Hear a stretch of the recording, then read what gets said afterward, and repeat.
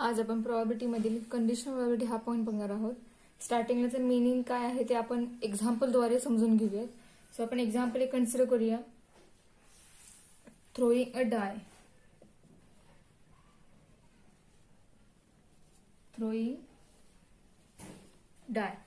ठीक आहे. तर आपण याच्या आधी ज्यावेळेला या टाईपचे एक्झाम्पल बघितले होते, थ्रोइंग डाय, ज्यावेळेला आपण डाय थ्रो केला होता त्यावेळेला आपल्याला आउटकम आपण काय बघितले होते, तर आउटकम सॅम्पल स्पेस मिळाल्यानंतर आपण त्या सॅम्पल स्पेसवर इव्हेंट डिफाईन केला होता आणि तो त्या इव्हेंटची प्रोबॅबिलिटी फाइंड केली होती आपण.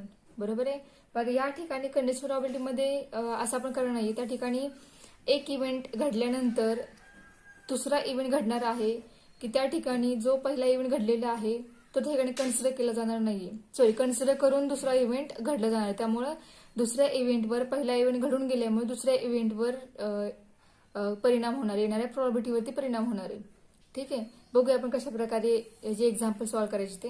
तर बघा, आपण एक ड्राय थ्रो केल्याने आपल्याला सॅम्पल स्पेस काय मिळणार आहे, तर 1 2 3 4 5 6 हे आपल्याला आउटकम मिळतील डाय थ्रो केल्यानंतर. याच्या व्यतिरिक्त दुसरा कोणताही आउटकम मिळणार नाहीये. ठीक आहे. आता हा झाला सॅम्पल स्पेस. आता आपण कन्सिडर करूया की एका रूम मध्ये दोन, आपण रूम सिलेक्ट करूयात, कन्सिडर करूयात. त्या दोन रूम मध्ये त्यातल्या एका रूम मध्ये ए आणि बी असे दोन व्यक्ती आहेत आणि सेकंड रूम मध्ये बी आणि सी असे दोन व्यक्ती आहेत. ठीक आहे. मग त्या बी रिपीट आहे, म्हणजे ए बी सी हे तीन ठिकाणी व्यक्ती आहेत. त्या तिघे जण थ्रोइंग अ डाय हा एक्सपेरिमेंट करतायत. ठीक आहे. आता यापैकी बघा, हा जो ए आहे तो ए काय करणार आहे, तर डाय थ्रो करणार आहे.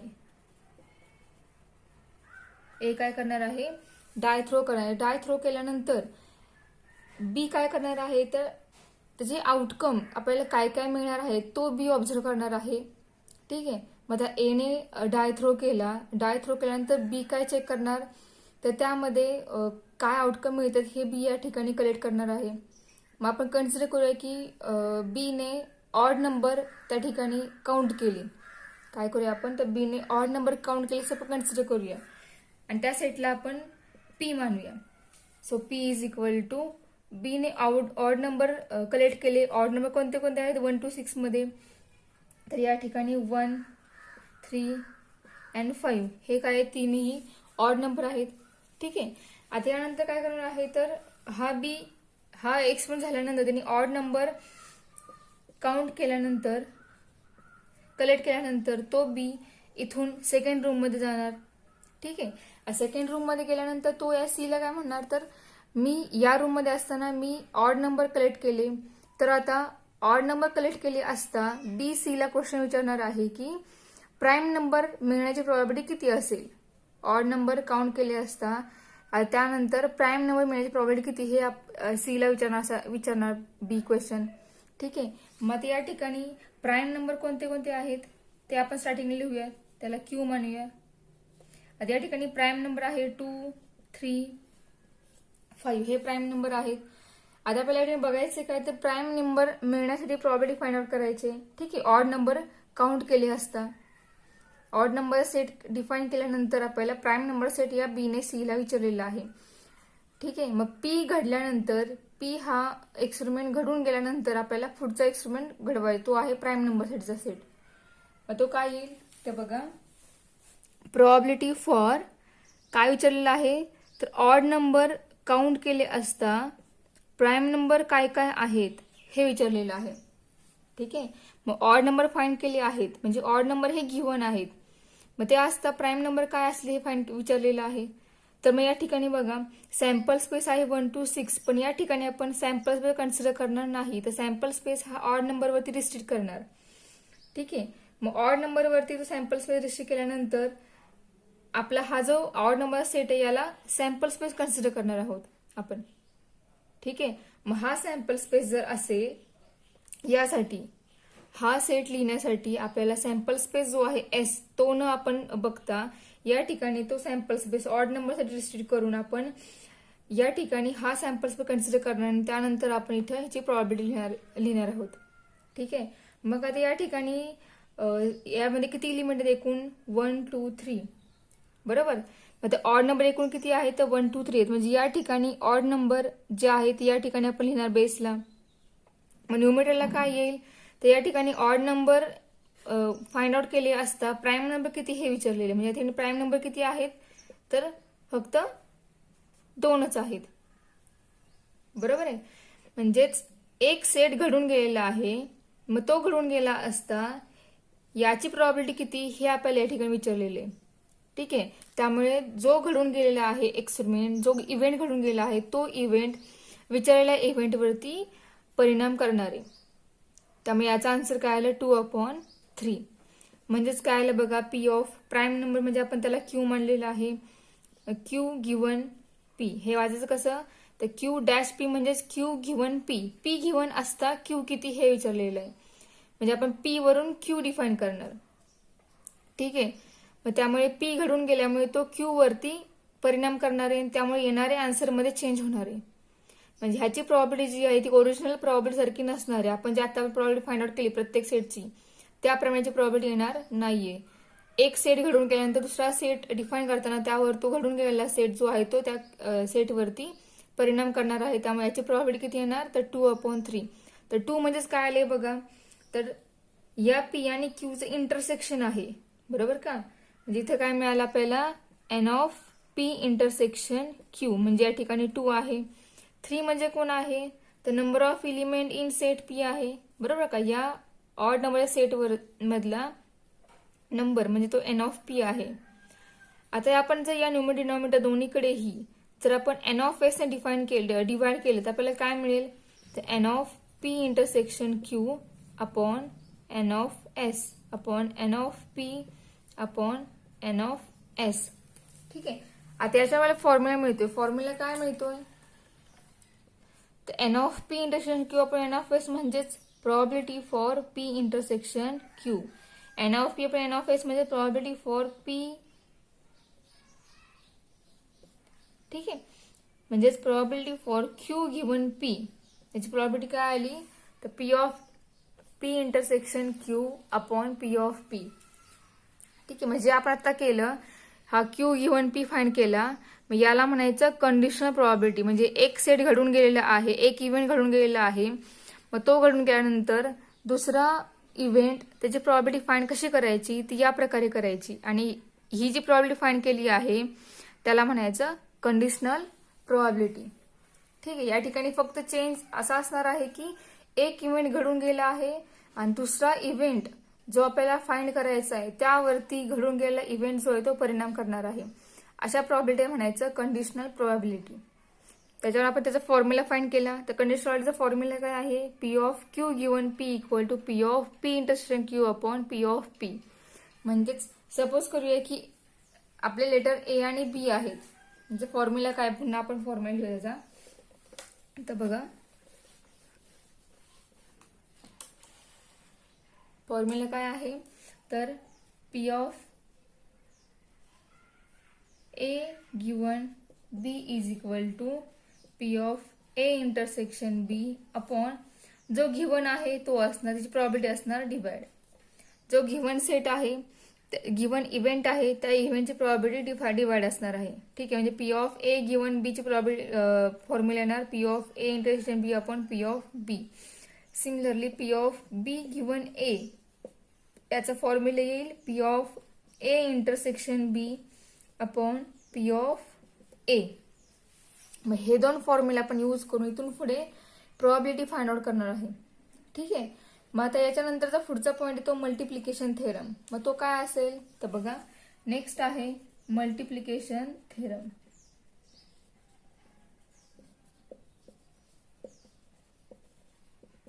मग हा थेरम काय आहे तर बघा आपण इथे दोन थेरम जे फाइंड आउट केले P of A given B is equal to P of A intersection B upon P of बी.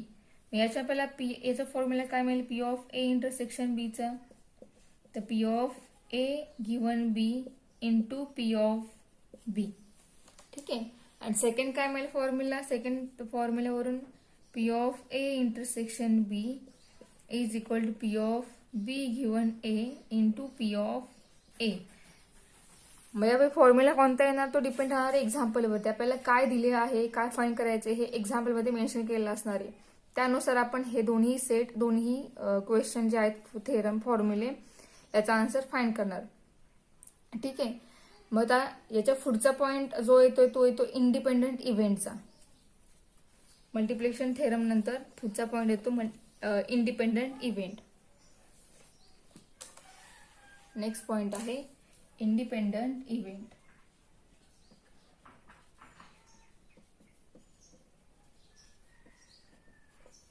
मग या ठिकाणी बघा, इंडिपेंडंट इव्हेंटचं म्हणजे काय, तर कंडिशन ऑफ प्रोबॅबिलिटी आपण मध्ये काय बघितलं, तर एक एक्सपेरिमेंट केलेला ज्यावेळी आपण करतो ते केल्यानंतर त्यावरती आपण इव्हेंट डिफाईन केला होता. एक इव्हेंट केल्यानंतर तो इव्हेंट जो आहे तो सॅम्पल स्पेसवरून आपल्याला मिळतो. पण सेकंड इव्हेंट जो आहे त्याची प्रॉबिलिटी फाईंड करताना त्या ठिकाणी आपल्याला जो इव्हेंट एक घडून गेला आहे त्याचा परिणाम त्या पुढच्या इव्हेंटच्या प्रॉबिलिटीवरती होतो आणि असा परिणाम होऊन ते आन्सर मिळतं. ठीक आहे. पण या ठिकाणी पूर्णपणे दोन इव्हेंट वेगळे आहेत. दोन वेगळे इव्हेंट ते एकमेकांवर डिपेंड नाही आहेत. मग त्याची प्रॉबिलिटी काय येईल, तर बघा, सपोज करूया की आपण इव्हेंट ए कन्सिडर करूया. त्या ठिकाणी घेऊयात गेटिंग हेड ऑन कॉइन. हा आपण इव्हेंट ए कन्सिडर करूयात की एक कॉइन टॉस केला आपण, तर कॉइन टॉस केल्यानंतर आपल्याला हेड किंवा टेल या व्यतिरिक्त काहीही मिळत नाही. ठीक आहे. मग आपण कन्सिडर केले आपल्याला फक्त हेड बघायचं आहे कॉइनवरती. कॉइन टॉस केला की त्यावरती हेड मिळण्यासाठी प्रॉबिलिटी जी आहे ती आपल्याला या ठिकाणी फाईंड करायची. इव्हेंट बी काय कन्सिडर केला आपण, तर बघा, सेकंड इव्हेंट कन्सिडर करूया गेटिंग ऑड नंबर ऑन डाय. आपण एक डाय थ्रो केला, मग त्या डायवरती ऑड नंबर काय काय येणार आहे ते आपल्याला बघायचे आहेत आणि कॉइनवरती हेड काय कधी कधी येतील ते बघायचे. ठीक आहे. म्हणजे हे दोन्ही एक्सपेरिमेंट जे आहेत दोन्ही पूर्णपणे वेगळे एक्सपेरिमेंट आहेत. कॉइन टॉस केल्यानंतर हेड काउंट करायचे आहेत, तो पूर्ण वेगळा एक्सपेरिमेंट आहे. डाय थ्रो केल्यानंतर ऑड नंबर बघायचे आहे, तो पूर्ण वेगळा एक्सपेरिमेंट आहे. बरोबर. मग कॉइन टॉस केल्यानंतर आपल्याला ऑड इव्हन असे नंबर मिळत नाहीत, तर कॉइन टॉस केल्यानंतर आपल्याला हेड किंवा टेल हेच आउटकम मिळतात. डाय थ्रो केल्यानंतर आपल्याला ऑड, इव्हन, प्राईम हे सगळे नंबर मिळतात किंवा त्यामध्ये आपण वेगवेगळे इव्हेंट डिफाईन करू शकतो. खूप इव्हेंट आपण डाय थ्रो केल्यानंतर त्या सॅम्पल स्पेसवर डिफाईन करू शकतो. पण त्यावरती हेड किंवा टेल असा कोणताही आउटकम मिळत नाही. ठीक आहे. म्हणजे हे दोन्ही जे इव्हेंट आहेत ते पूर्णपणे वेगळे आहेत आणि एकमेकांवर पूर्णपणे डिपेंड नाही आहेत कसलेच, ते पूर्णपणे डिफरंट आहेत. ठीक आहे. मग या पहिल्या इव्हेंटची प्रॉबिलिटी काय येईल, तर आपण कॉइन टॉस केल्यानंतर आपल्याला हेड किंवा टेलच मिळते, त्यामुळे प्रॉबिलिटी ही 1/2 येणार आहे. सेकंड इव्हेंटची प्रॉबिलिटी काय येईल, पी ऑफ बी. आता ही प्रॉबिलिटी एकूण आपल्या सॅम्पल स्पेसमध्ये एलिमेंट किती येतात, तर 6. त्यापैकी आपल्याला ऑड नंबर काउंट करायचे, तर ऑड नंबर किती त्यामध्ये येतील, तर त्यामध्ये 3 ऑड नंबर आहेत फक्त. मग ही प्रॉबिलिटी आली 1/2. ठीक आहे. मग हे आन्सर सेम आलं, बरोबर का. पण प्रॉब्लेम आन्सर जरी सेम आला असेल तरी दोन्ही इव्हेंट वेगवेगळे आहेत. त्यामुळे आपल्याला जर पी ऑफ ए गिव्हन बी हा जर विचारला आपल्याला की बी घडून गेला आहे तर मग ए किती असेल, हे जर विचारलं तर आपल्याला हे सांगता येईल का, तर बघा, प्रॉबिलिटी ऑफ ए गिव्हन बी, बी घडल्यानंतर, आता बी म्हणजे कोण आहे, तर गेटिंग ऑड नंबर ऑन डाय. मतलब आपल्याला प्रॉबिलिटी विचारलेली आहे की ऑड नंबर कलेक्ट केलेली आहे, तर मग आपल्याला हेड किती असतील, ऑड नंबर कलेक्ट केले असता हेड संख्या किती आहे ही विचारलेली आहे. पण ऑड नंबर जरी कलेक्ट केले असेल तरी तो एक्सपेरिमेंट पूर्णपणे वेगळा आहे आणि गेटिंग हेड हा पूर्णपणे एक्सपेरिमेंट वेगळा आहे. त्यामुळे याचा बीचा परिणाम हा ए वरती होणार आहे का, काहीच होणार नाहीये. त्यामुळे या ठिकाणी येणारा आन्सर जे आहे ते पी ऑफ एच येणार आहे, बरोबर का. कारण बी हा सेट हा झालेला आहे, तो घडून गेलेला आहे. त्यामुळे या सेटचा परिणाम ह्या ए वरती होणार नाही आणि आपल्याला आन्सर मिळणार पी ऑफ ए, बरोबर. हे असं का झालं, तर ए आणि बी हे दोन्ही पूर्णपणे वेगळे इव्हेंट आहेत. त्या दोघांचा एकमेकांशी काहीही संबंध नाहीये. त्यामुळे जरी बी हा घडून गेला असेल तरीही त्याचा परिणाम हा या ए वरती होणार नाहीये. त्यामुळे याचं येणारा आन्सर हे पी ऑफ एच येणार आहे. मग आता जर आपण P of A given B complement consider केला तर काय परिणाम होईल का, तर बी कॉम्प्लिमेंटचं मिनिंग काय, तर गेटिंग ऑड नंबर ऑन डाय, त्याच्या उलटा गेटिंग इवन नंबर ऑन डाय, तो असं बी कॉम्प्लिमेंट. बरोबर. पण आता या ठिकाणी बी कॉम्प्लिमेंट घेतला आपण किंवा बी आहे असं घेईल तरी पण त्याचा परिणाम या ए वरती होतच नाहीये म्हटल्यानंतर याचा आन्सर पुन्हा काय येणार, तर पी ऑफ एच येणार. ठीक आहे. मग similarly P of P given A असं असेल तर ए गिवन आहे, ए हा आधी घडतो एक इव्हेंट, मग ए आधी घडला किंवा आधी घडल्यानंतर बी म्हणजेच काय, तर गेटिंग ऑड नंबर आहे. ठीक आहे. मग आता प्रॉबिलिटी विचारलेली आहे की odd number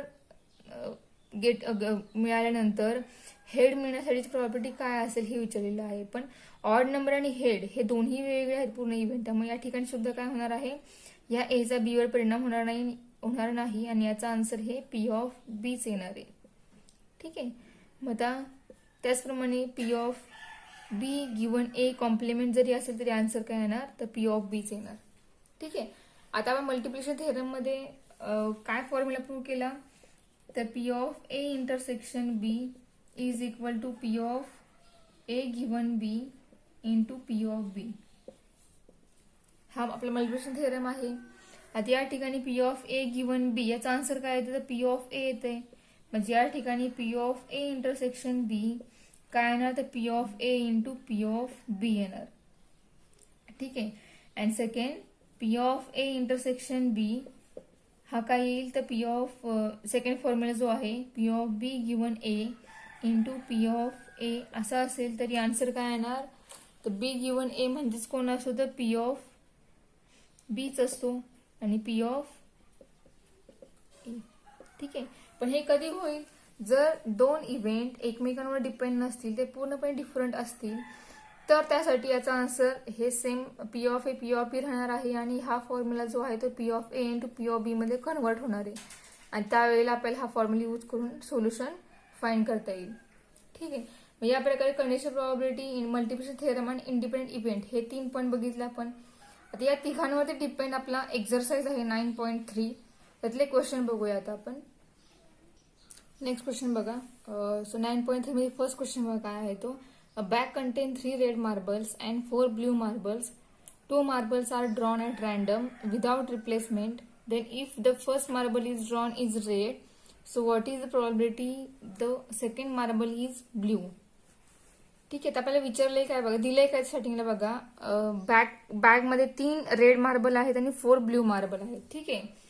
bag contain 3 red and 4 blue marble हे गिवन आहे. त्यानंतर आपल्याला करायचे काय, तर 2 marbles are drawn at random, त्यातले आपण 2 मार्बल घेणार आहोत, रँडमली त्यातलं सिलेक्शन त्याचं करणार आहोत, पण विदाउट रिप्लेसमेंट आपल्याला त्यातलं सिलेक्शन करणार आहोत. ठीक आहे. जो घेतलेला आहे मार्बल आपण तो परत रिप्लेस करणार नाहीये. मग पुढे करायचे काय, तर if the first marble is drawn is red, जर फर्स्ट मार्बल काढला तर तो रेड आहे, पहिला काढला मार्बल आपण तो रेड आहे. So what is the probability that the second marble is blue. मग पहिला मार्बल हा रेड आहे, तर तो रेड असताना सेकंड मार्बल हा ब्ल्यू असण्याची प्रोबॅबिलिटी काय आहे हे आपल्याला विचारलेले. ठीक आहे. मग आपण आधी ए आणि बी इव्हेंट कन्सिडर करूयात.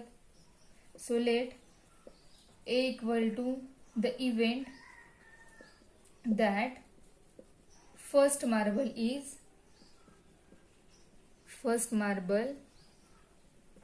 Is red. ठीक आहे.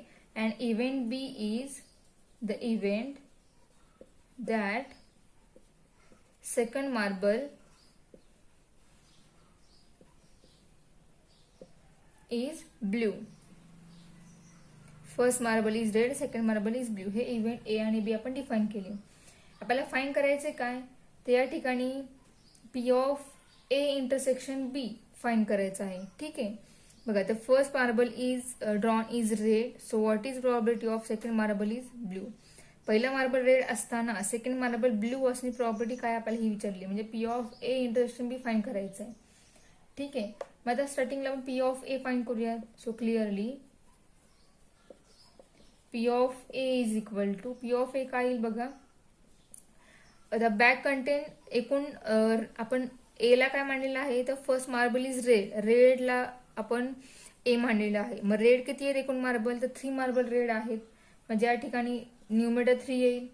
एकूण रेड मार्बल 3 आहेत म्हणून बी मध्ये 3 आला.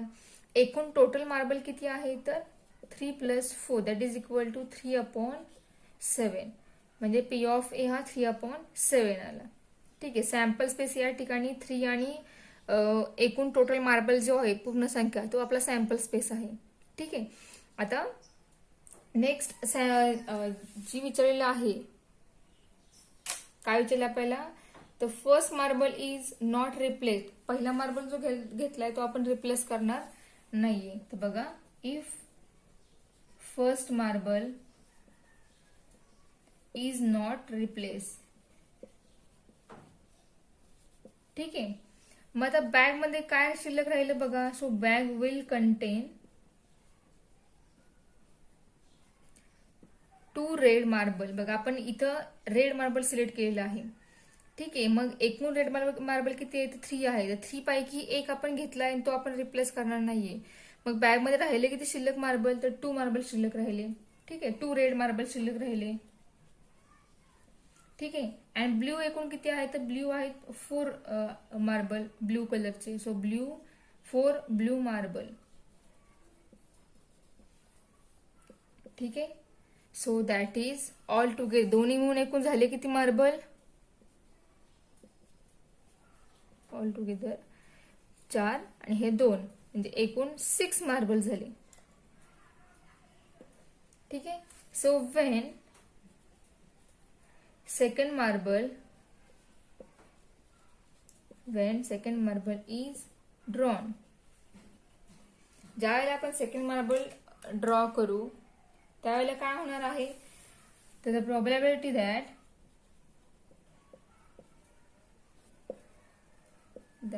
second marble is blue under the condition that the first marble is red. म्हणजे first marble is not replaced. काय करायचं पहिला सेकंड मार्बल आपण आता ड्रॉ करणार आहोत. मग तो ड्रॉ करताना आपल्याला प्रोबॅबिलिटी फाइंड करायची. Second marble is blue under the condition that first marble is not replaced. म्हणजे फर्स्ट मार्बल रिप्लेस न करता सेकंड मार्बल ब्ल्यू असण्याची प्रोबॅबिलिटी काय असेल ती फाइंड करायची. आता पी ऑफ ए फाइंड करता आपण सॅम्पल स्पेस हा एकूण टोटल मार्बलचा कन्सिडर केला. मग आता हे सिलेक्शन झाल्यानंतर याची प्रोबॅबिलिटी फाइंड केल्यानंतर जे शिल्लक राहणार आहे तो आपला आता पुढच्या इव्हेंटसाठीचा सॅम्पल स्पेस असणार आहे. ठीक आहे. मग आता आपल्याला फाइंड करायचंय काय P of B given A. A given असता बी किती येईल तो फाइंड करायचा आपल्याला. ठीक आहे. मग आता ए गिव्हन आहे म्हणजे आपण ए सिलेक्ट केलेलं आहे त्यामुळे या ठिकाणी पुन्हा ए घेणार नाहीये. मग ए सेट घडल्यानंतर ए इव्हेंट घडल्यानंतर आपल्याकडे एकूण मार्बल राहिले किती तर 4 आणि हे 2 एकूण मिळून 6 मार्बल राहिले. ठीक आहे. आणि एकूण ब्ल्यू मार्बल किती आहे तर एकूण टोटल मार्बल ब्ल्यू हे 4 आहेत. म्हणजे पी ऑफ बी गिव्हन किती आला 2/3. ठीक आहे. ए घडल्यानंतर शिल्लक राहिलेले जे मार्बल असतील ते मार्बल म्हणजे तो आपला सॅम्पल स्पेस झाला. मग तो टोटल एकूण त्याची संख्या 6 आहे ती डिवाइड झाली. त्यातलेच ब्ल्यू मार्बल आपण घेणार आहोत. ब्ल्यू मार्बल घेणार आहे तर ब्ल्यू एकूण किती आहे तर ते 4 आहेत. मग हे आन्सर किती आलं 2/3 आलं. ठीक आहे. मग पी ऑफ बी गिव्हन ए आपल्याला मिळाला. So required probability is equal to P of A intersection B is equal to P of B given A into P of A. So P of B given A is 2/3 and P of A is 3/7. So P of B given A 2/3 and P of A 3/7. ठीक आहे. तर answer काय ते मग 3 get same. So we get P of A intersection is equal to 2/7. ठीक आहे. म्हणजे आपल्याला जर हा क्वेश्चन एक्झाम मध्ये विचारला तर त्याचा आन्सर या प्रकारे नोट डाऊन करायचं. ठीक आहे. आता नेक्स्ट क्वेश्चन आहे तो आपण डायरेक्ट करूयात. क्वेश्चन नंबर 3 आहे तो घेऊयात. Next question number 3. In a sample space of 40 vehicles, 18 are red, 6 are truck, of which 2 are red. Suppose that a randomly selected vehicles is red. What is the probability of it is a truck? ठीक आहे, आपल्याला find करायचं आहे. तर या ठिकाणी sample space काय दिलं तर एकूण 40 व्हेकल आहेत. तो आपला सॅम्पल स्पेस आहे. म्हणजे बघा आपल्या या ठिकाणी एकूण किती व्हेकल्स आहे. So there are 40 vehicles. म्हणजे एन ऑफ एस हा किती असणार आहे तर 40 असणार आहे. देन आपण इव्हेंट सेट करूया. Let A equal to the event that vehicle is red. Then event B that the vehicle is truck.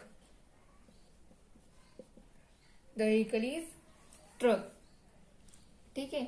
आता यानंतर आपल्याला काय बघायचं आहे तर आपल्याला काय सांगितलं ह्यांनी की suppose that a randomly selected vehicles is red. म्हणजे आपल्याला या ठिकाणी फक्त रेड व्हेकल बघायचे आहे. So we are given that vehicle is red. ठीक आहे.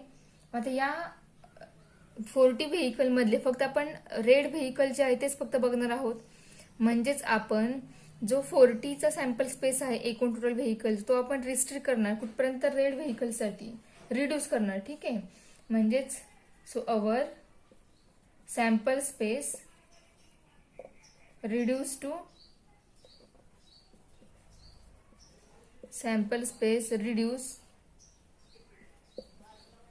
A. A काय आहे the event that vehicle is red. So reduce to A. So N of A हा किती असणार आहे तर 18 असणार आहे. ठीक आहे. तर बघा आपण काय करतोय इथं तर आपला सॅम्पल स्पेस 40 व्हेकल्स होते त्यामध्ये आपण फक्त रेड व्हेकल बघतोय. त्यामुळे आपला सॅम्पल स्पेस रिड्यूस केला आपण ए साठी. त्यामुळे आपला एन ऑफ ए किती आला 18 आला. So since there are 2 trucks which are red.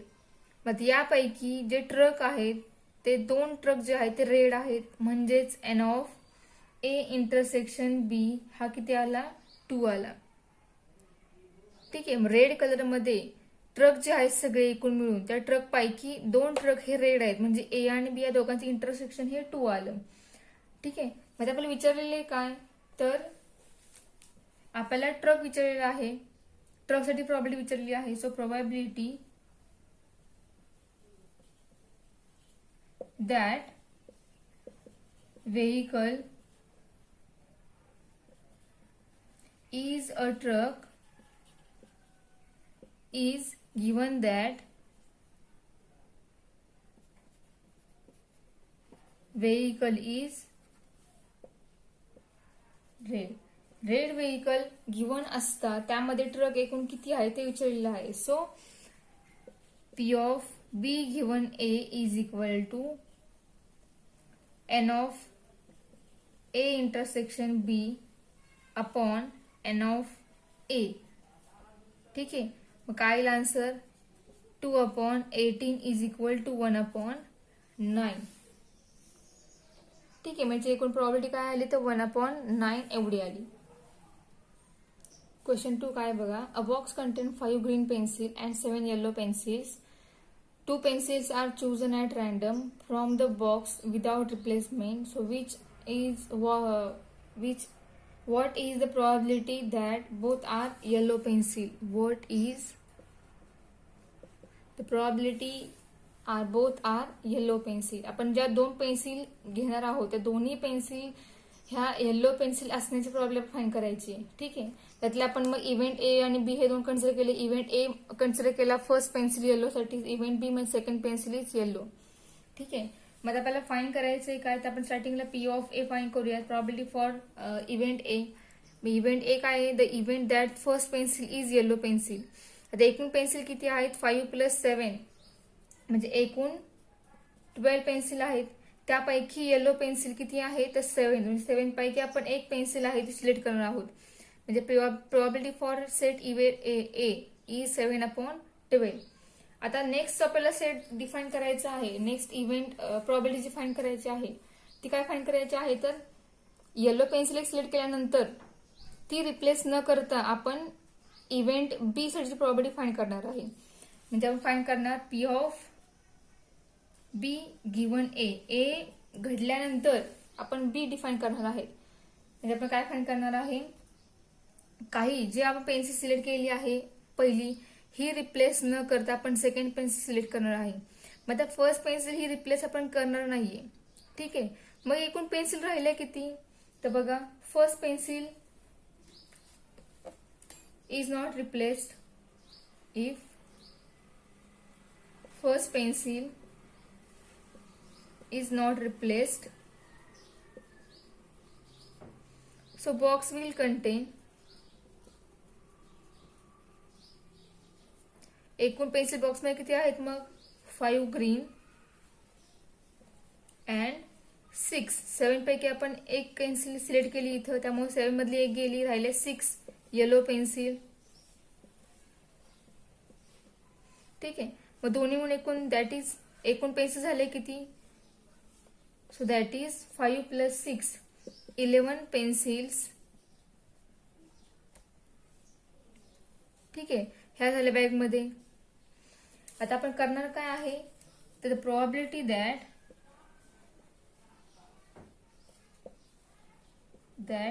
Second pencil is yellow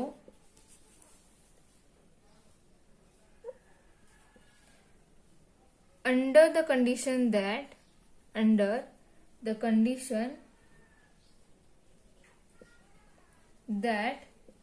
first pencil is yellow pencil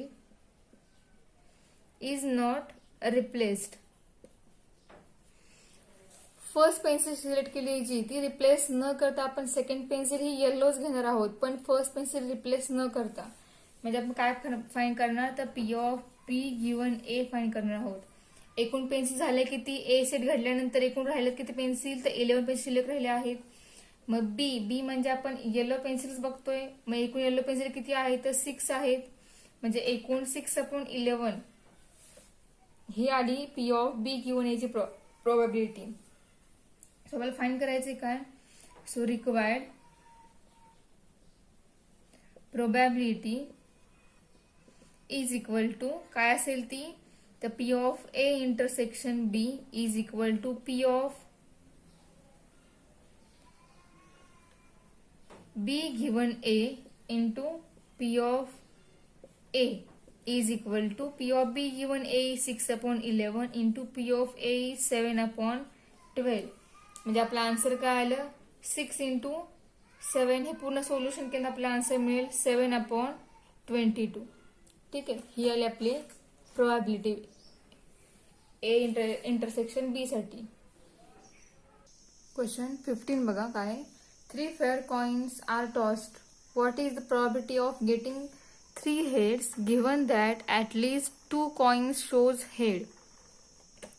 म्हणजे ठिकाणी आपल्याला 3 कॉइन एकदम टॉस करायचे आहेत. मग 3 कॉइन टॉस केल्यानंतर आपल्याला सॅम्पल स्पेस काय मिळेल तर बघा तो सॅम्पल स्पेस डायरेक्ट मी लिहिते तो येईल एच सपोज करा की तिन्हीवरती हेड हेड हेड आला असेल देन HHT आला असेल देन HTH आला असेल देन THH आला असेल HTT आला असेल THT then TTH and last TTT.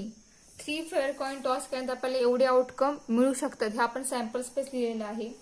म्हणजे आपला N(S) किती झाला एकूण 8 झाला. ठीक आहे 1 2 3 4 5 6 7 8. मग आता आपल्याला काय करायचं आहे so given that at least 2 coins shows head हा आपला सॅम्पल स्पेस एक आपल्याला कन्सिडर करायचा आहे. So event A that let A equal to काय येणार आहे, event that at least two coins shows head. 3 पैकी 2 कॉइन हे हेड दाखवतात, हे आपल्याला इव्हेंट ए मध्ये लिहायचं आहे. मग असे आउटकम आपल्याला ए मध्ये काय काय मिळतील, ज्या ठिकाणी 2 वेळा हेड आले आहेत ते आपल्या या ठिकाणी आउटकम लिहावे लागतील. ते एक येणार HHT, सेकंड येईल HTH, then THH and last येईल HHH. ऍटलिस्ट 2 आहे म्हणजे असेच 3 चालतील. ठीक आहे, पण 2 पेक्षा कमी चालणार नाही. कमीत कमी 2 आणि 2 पेक्षा जास्त किती येणार, तर 3 येणार आहेत. मग एन ऑफ ए किती आला, तर तो आला 4. ठीक आहे, आता ए घडलेला आहे आपला. तो ए घडून गेल्यानंतर आपल्याला बी काय बघायचं आहे, तर बी इव्हेंट काय आहे तर कन्सिडर करूया. So let the B event that, B काय आपल्याला कन्सिडर करायचं आहे, तर getting 3 heads,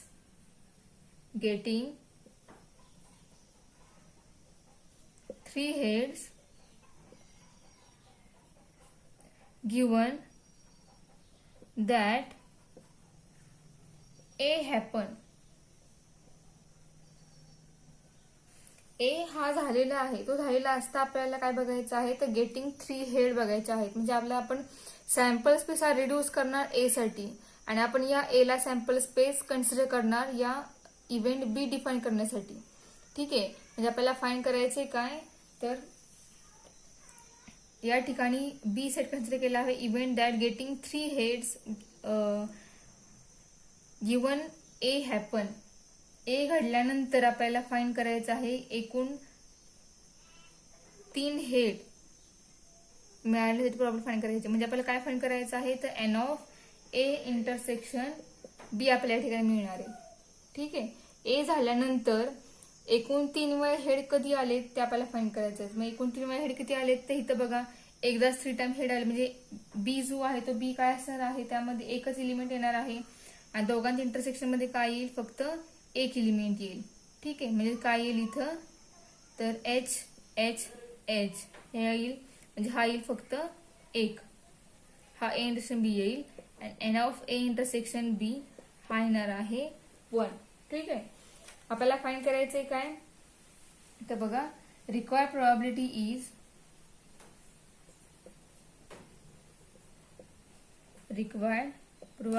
is equal to काय येणार, तर P of B given A घडल्यानंतर बी साठी प्रोबॅबिलिटी काय येईल, तर बघा त्याचा फॉर्म्युला काय असणार आहे, तर N of A intersection B upon N of A, जो इथं आहे तो इथे येणार आणि ए आणि बीचे इंटरसेक्शन ते वरती असणार आहे. ठीक आहे, मग N of A intersection B हा किती असणार आहे, तो 1. एन ऑफ ए किती आलाय आपला, 4 आलाय. म्हणजे या ठिकाणी बी गिवन ए साठी प्रोबॅबिलिटी आली 1/4. ठीक आहे, तुम्हाला क्वेश्चन समजला का बघा. क्वेश्चन काय होता, 3 फेअर कॉइन टॉस करायचे होते. आपल्याला प्रोबॅबिलिटी फाइंड करायची होती कशाची, तर getting 3 head given that at least 2 coins shows head. आपल्याला 3 हेड साठी प्रोबॅबिलिटी फाइंड करायची आहे, पण कधी फाइंड करायची आहे, तर ए घडल्यानंतर 2 कॉइन जे शो करतात हेड ते फाइंड केल्यानंतर आपण 3 हेड दाखवण्याची प्रोबॅबिलिटी फाइंड करणार आहोत. ठीक आहे, मग सॅम्पल स्पेस लिहिला आपण, त्यानंतर इव्हेंट ए डिफाईन केला, इव्हेंट ए डिफाईन करून इव्हेंट बी डिफाईन केला. तर इव्हेंट बी काय येणार आहे, तर तो येणार आहे हा HHH. ठीक आहे, मग आपण फाइंड करायचं आहे की या दोघांची इंटरसेक्शन या ठिकाणी येणार आहे, बरोबर का. P of A intersection n of A intersection B तो किती आला, 1 आला. मग आता 3 हेड मिळतायत, पण 2 हेड मिळण्यासाठी प्रोबॅबिलिटी झाल्यानंतर 2 हेड मिळण्यासाठीचा सेट इव्हेंट डिफाईन झाल्यानंतर 3 हेड मिळण्यासाठी प्रोबॅबिलिटी काय असते फाइंड करायची, बरोबर का. म्हणजे आपल्याला हे फाइंड करायचं आहे. ठीक आहे, P of B given A घडल्यानंतर बी साठी प्रोबॅबिलिटी काय येईल ती फाइंड करायची. मग त्यासाठी आपण ए आणि बीचे इंटरसेक्शन फाइंड केलं, ते या ठिकाणी न्यूमरेटरला आलं. अपॉन एन ऑफ ए हा फॉर्म्युला प्रूव्ह केला आहे. सुरुवातीला कंडिशनल प्रोबॅबिलिटीचा फॉर्म्युला प्रूव्ह करण्याच्या आधी आपण हा फॉर्म्युला प्रूव्ह केला आहे. मग तो फॉर्म्युला ठिकाणी वापरणार आहोत, इक्वल टू 1/4 आले. ठीक आहे. मग त्याचबरोबर आपला हा 9.3 संपलेला आहे एक्झरसाइज. त्यामध्ये अजून एक्झाम्पल भरपूर आहे, ते तुम्ही ट्राय करा, बघा तुम्हाला जमतायत का.